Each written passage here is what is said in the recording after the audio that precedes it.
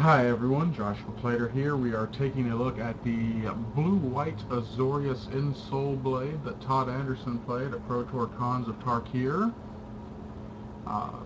This is my first match with the deck, which happens to be the first round of the preliminary PTQ. I lost the die roll. And my opening hand, it has Ghostfire Blade, God's Willing, it has Pilgrim. I figure this hand isn't awful, so we'll go ahead and give it a go.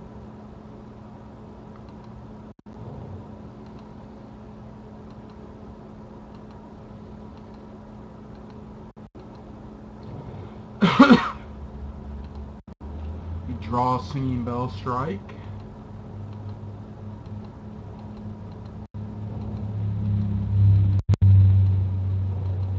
And another land after we put one to the bottom. Seeing a Temple and a Chivalry probably should have clued me into saying that turn 2 hero was not the best play.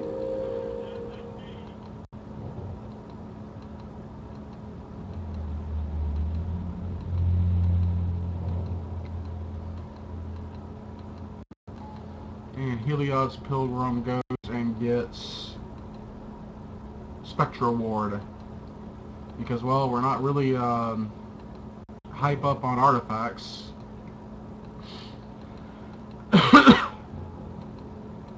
Vermaz is the next play from my opponent. It gets Bell Strike. And we cast Ghostfire Blade.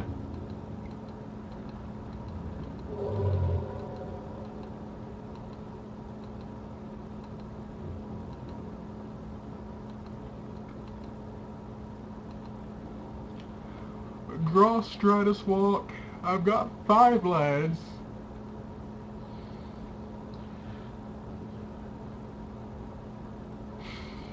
And I can play the ward now, but I don't want to get blown out.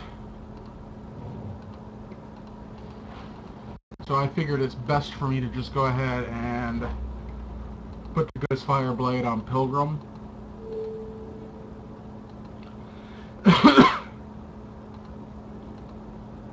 We reveal a hero off the God's Willing, and I attack for 3.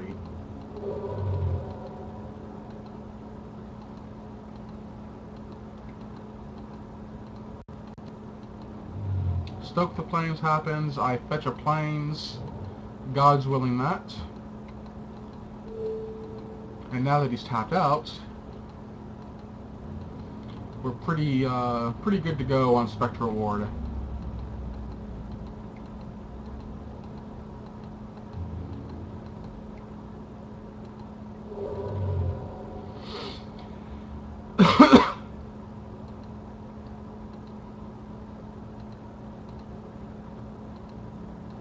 No land drops from my opponent, and they just pass.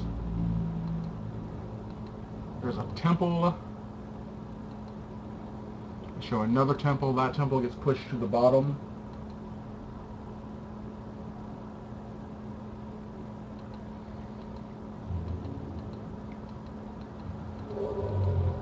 And we cast a Revoker. I name Elspeth. With 4 lands in play, the better play may have been to name something else. End of turn, they Steam Augury. They show Mantis Rider, Magma Jet, Temple, Flooded Strand, and Lightning Strike. He puts it into piles where there's 2 spells in a land versus Mantis Rider in the land. I give him the pile that is the not Mantis Rider pile. I figure less blockers the better.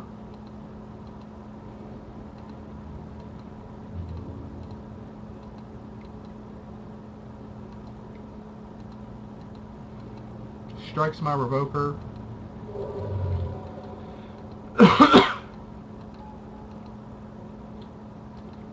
I play Pilgrim, and I get Ensoul Artifact.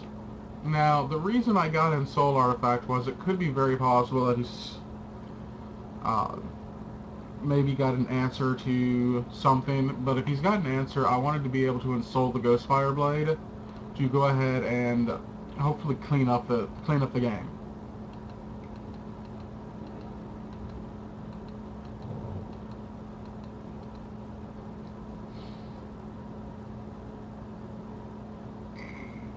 Like, his answer would have to be Banishing Light for the Spectre Ward, and a 2-drop. But I don't... I mean, that was just going really deep. Typically, you don't want to show off that you're playing something that's you haven't really showed off for. Like, I could have just been like, well, this is just a really weird blue-white heroic deck. Anyways, let's go on to game 2 of this round.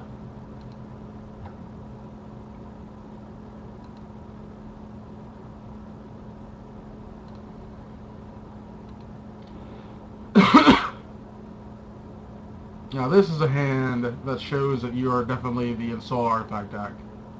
You've got Temple, Citadel, 2 drums, 2 Ensoul artifacts, and a hero.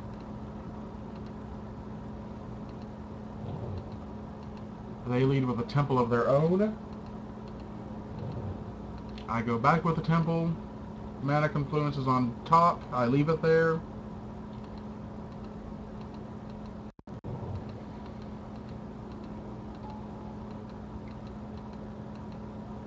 We Ensoul the Citadel. And I get Magma Jetted. Splits it 1 on top, 1 on bottom.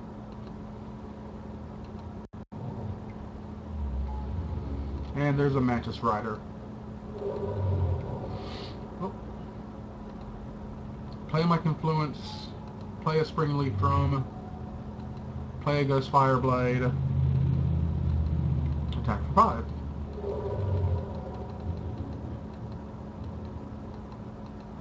And I take 3 back from the Rider. I drew another Ensoul artifact. I Ensoul the Drum. Attack for 10. Knocks my opponent down to 5. They Lightning Strike me down to 7. There's the 4 off the Flooded Strand. Attacks for 3. I'm at 4, so I'm cold to stoke the flames. There's a Brimaz, which helps them tremendously because it gives them another blocker for the 5/5. The Mana Confluence makes me go down to 3, so now I'm cold to strike and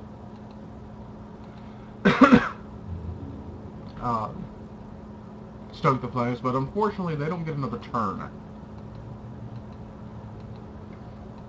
Because with Brimaz,